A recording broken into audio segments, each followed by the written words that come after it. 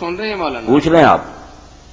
جی کتاب ایک ساتھی نے مینوں دتی ہے، انہوں نے لکھا جی کہ یہ جڑا رفع جدین دا مسئلہ نا جی الگ بڑی واضح حدیث آتی ہے کہ یہ اللہ دے نبی نے منع کیتا. مثلا لکھا کہ حضرت جابر بن سمرہ سے روایت ہے کہ جناب رسول اللہ صلی اللہ علیہ وسلم ہمارے پاس نماز پڑھنے کی حالت میں تشریف لائے، ہم رفع جدین کر رہے تھے تو بڑی ناراضگی سے فرمایا کہ تم کو نماز میں شریر گھوڑوں کی دم کی طرح رفع جدین کرتے کیوں دیکھتا ہوں، نماز میں ساکن اور مطمئن رہو. تو یہ حدیث کے نیچے جو عربی میں لکھی ہوئی نا اس کے نیچے لکھا ہے کہ یہ صحیح مسلم سے لیا، ابو داؤد سے، نسائی سے، صحابہ ہے، مسند احمد ہے.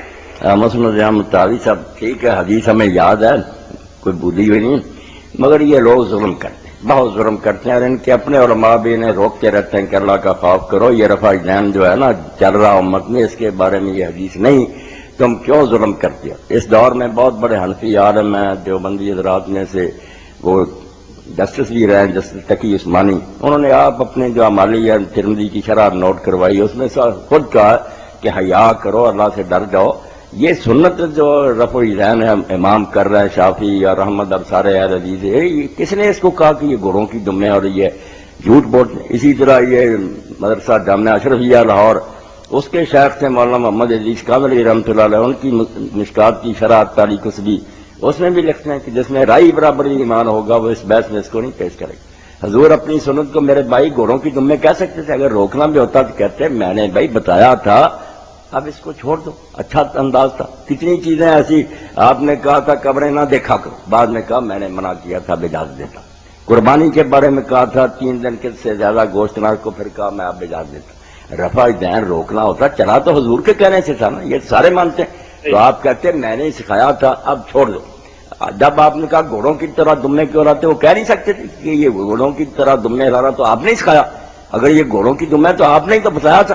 بہت بےہودگی کرتے ہیں کہ غیر متعلقہ روایت کو اس بحث میں لاتے ہیں، اور اتنا بھی شرم اور حیا ان میں نہیں کہ جانتے ہیں کہ امت کے بہت امام اور صحابہ کرتے رہے، کچھ نہیں بھی کرتے رہے. یہ تو کسی نے نہیں کہا. مولانا روشا کہتے ہیں یہ بے حیا جو کہتے ہیں منسوخ ہو گیا، ان کے پاس ایک حرف بھی نہیں ہے. ہم صرف اتنا کہتے ہیں کہ اگر چھوڑ بھی دے تو نماز ہو جاتی. منسوخ ہونے کا کہاں ذکر ہے کہ آپ نے بند کر دی. اور یہی مولانا عبداللہ لکھنوی رحمۃ اللہ علیہ نے تاریخ المسجد میں لکھا کہ جنہوں نے ہم میں سے یہ شرارت کی ہے نا اینی وغیرہ نے کہ یہ منسوخ جھوٹے، ایک حرف بھی حدیث کی کتابوں میں موجود نہیں. یہی معرف السنن میں اس دور میں مولانا یوسف بنداری صاحب نے لکھا بھئی آپ صرف سوئی کے ناکے برابر، وہ بھی میں کہتا ہوں کہ اب ابن مسعود رضی اللہ عنہ کی روایت صحیح اگر نہ کرے تو گنجائش، ورنہ بہت علماء تو کہتے ہیں کہ وہ روایت بھی صحیح نہیں، آپ نے چھوڑا ہی نہیں کبھی. سوئی کے ناکے کے برابر گنجائش ہے نہ کرنے.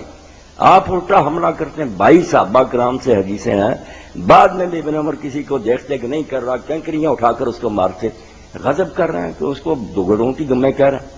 باقی یہ رفع جدین کیا تھا اس کے بارے میں علماء نے لکھا بہت، مگر میں 2 باتیں کہہ دیتا ہوں جو اہل حدیث حضرات بھی نہیں بیان کرتے، حالانکہ کرنی تھی. ایک تو یہ ہے کہ یہ وہ رفع جدین تھا جو لوگ اتحیات کے خاتمہ پر کرتے، جب وہ کہتے ہیں نا السلام علیکم ورحمۃ اللہ، ساتھ ہی دائیں طرف ہاتھ اٹھا کر بھی اشارہ کرتے، جیسے دور سے سلام کرتے ہیں لوگ کرتے، بائیں طرف کا ادھر بھی. یہ صحیح مسلم میں ساتھ ہی ہے. یہی جابر بن سمرہ، آپ نے فرمایا اس کی کوئی ضرورت نہیں، کیوں اس طرح کرتے ہو، ہاتھ رانوں پر رہنے دو، صرف منہ سے سلام کرو. ایک تو یہ غلط رفع جدین تھا جو لوگوں نے آپ ہی نکالا تھا، حضور نے نکالا. اور دوسرا جو ہے وہ مصنف عبدالرزاق میں ملے گا، جو نماز میں آپ نے دیکھا کہ آپ نکلے دیکھا، وہ کیا تھا، نماز میں ہاتھ اٹھا کر دعائیں کر رہے تھے. آسمان کی میں دے دوں گا حدیثیں، ہاتھ اٹھائے ہوئے. آپ نے کہا کس نے کہا نماز میں سکون سے کھڑے کو، درمیان میں ہاتھ لوگوں نے اٹھائے ہوئے، وہ بھی انہوں نے اپنی مرضی سے شروع کر لیا تھا کہ دعا کر رہے ہیں ہاتھ اٹھا لے. حضور نے نہیں سکھایا. یہ 2 چیزیں تھیں، سلام کے وقت اور نماز میں اپنی خوشی سے ہی ہاتھ اٹھا کر دعا کرنا. ان دونوں کو کہا میں فوٹو اسٹیٹ کرا دوں. یہ جو سنت رفع جدین ہے رکوع کے وقت، یہ اس کا مطلب یہ صحیح نہیں ہے نا، یہ بات غلط ہے. یہ سنت ہے، اس کو نہ غلط کہیں. یہ تو اکثریت ائمہ کی جو ہے اولیاء کی، خود شیخ عبد القادر جیلانی رحمۃ اللہ علیہ غنیہ میں لکھتے ہیں کہ سنت ہے. کیا کر رہے ہیں، اولیاء کو مانتے ہیں، ائمہ کو ظلم کر.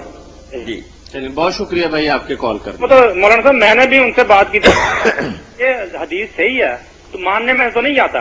اگر یہ صحیح ہے تو جو بخاری شریف کی اتنی حدیثیں آتے ہیں رفع جانے کو وہ کس کھاتے میں پڑیں گے؟ اور صاحب سے صاف بات یہ بھائی کہ آپ اپنی سنت کو اگر روکنا بھی چاہتے تو کیا دیتے بس آج کے بعد نہ کرو.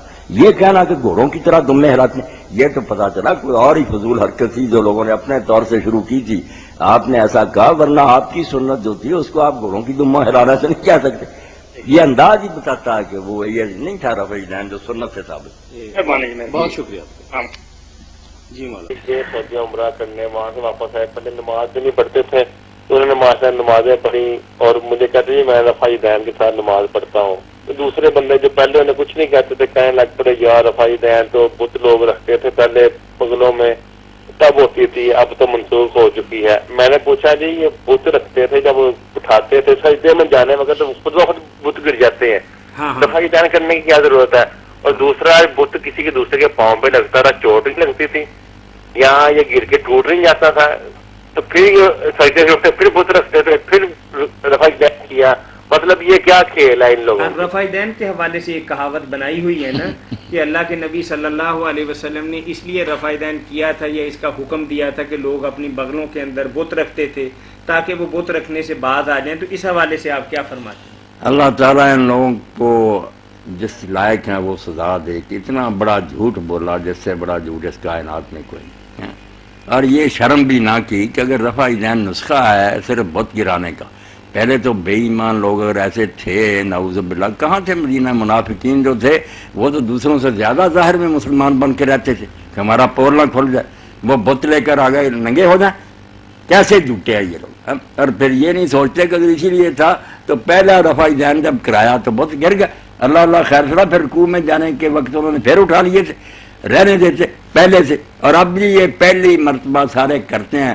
پوچھے کہ یہ پہلی مرتبہ جو سارا بکرا بک گیا پوچھ رہتی ہے یہ کیوں رفع دین اب آپ کی بغلوں میں بت ہے. اور ظالموں کو شرم کرو.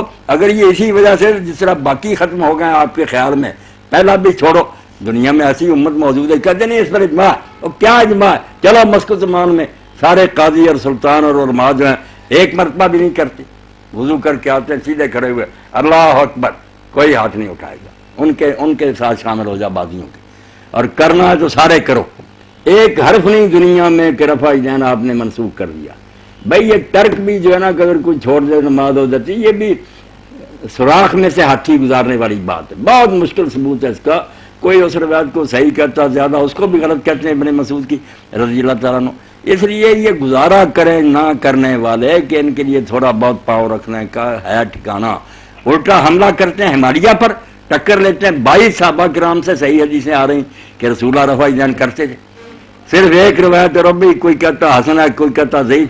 اس کے سارے اتنی بڑی جنگ لڑ رہے ہیں.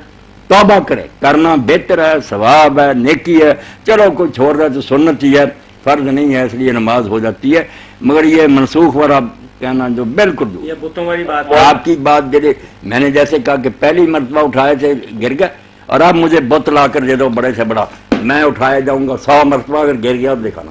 یہ میں اٹھا رہا ہوں کتاب گرتی ہے بغلے یوں کرنی کیا بےحودہ بات کرتے ہیں. اور پھر جیسے آپ نے کہا کہ رکوع میں جانا تھا سجدے میں حضور صبر کر لیتے خود ہی بغلے کھل جاتے ہیں گر جاتے. اس حرکت کا کیا فائدہ. بے شرم اور بے حیا اللہ تعالیٰ ان کو عذاب عظیم دے. اتنا بڑا جھوٹ سنتے رسول کریم علیہ السلام کے بارے میں بولتے ہیں. جو رفع دین کرتا ہے شاہ صاحب فرماتے ہیں ولی اللہ کے نہ کرنے والے سے مجھے زیادہ پیارا ہے. لأن حدیث رفع اکثر واسبت کیونکہ رفع دین کی حدیثیں گنتی میں بھی زیادہ ہیں اور طاقت میں بھی کمی ہے. صحیح حدیثیں صرف جو نہیں کرتا چلو ہم فرض واجب نہیں سمجھے گنجائش. یہ ظلم نہ کرے کوئی کہ منسوخ ہے. یہ بڑے بڑے دیوبندی عالم مولانا شاہ رحمۃ اللہ علیہ سب دعائی دے گا کہ توبہ توبہ ایک حرف بھی نہیں ہے منسوخ ہونا. آپ کیا فرما رہے ہیں؟ وہ کہہ رہے تھے کہ جو قرآن پاک ہمیں پڑھاتے ہیں تفسیر کے ساتھ انہوں نے اس سے سورہ منافق ہونا اس سے ثابت کیا تھا کہ یہ بھی پہلے ہوتا تھا اس لیے روک دیا. ہمارے ادارے میں ان کو لے آئیں ہمیں فون کروا دیں تو بات پوچھ لیں. سورہ منافقین میں سے جو کچھ ہے ان سے کہنا پڑھیں جیسے آج میں رفع دین کا مسئلہ وہاں تو کوئی ذکر ہی نہیں. مولانا صاحب پھر بڑا کیا کرتے ہیں پھر ضد بڑی ہو جاتی ہے نبی کا فرمان پیچھے چلا جاتا ہے. توبہ توبہ لوگوں میں یہ ہوتا ہے کہ مان جاتے ہیں دل قبول کرتے ہیں. ہم نے کر کے دکھایا نا کہ بغل میں رکھو یہ چیز سجدے میں رکوع میں جاؤ گے تو خود بخود گر جانی ہے. خود ہی گر جانی. ایک دم اسٹرانگ گیا اس کے ذہن میں لگتا ہے پہلی دفعہ یہ بات ہے، پھر وہ آپ کہتا نے ہے زیادہ قیمتی بات کہی تھی کہ جب رکوع یا سجدے میں جائے گا تو جو بغل میں ہے وہ گر جائے گا، رفع دین سے نہیں گرے گا۔ نہیں رفع دین سے نہیں معلومات کہتے ہیں ہمارے یہ وہ بغل میں لے لوں گا کرتا جاؤں۔ صاحب ایک اور سوال آ گیا ذہن میں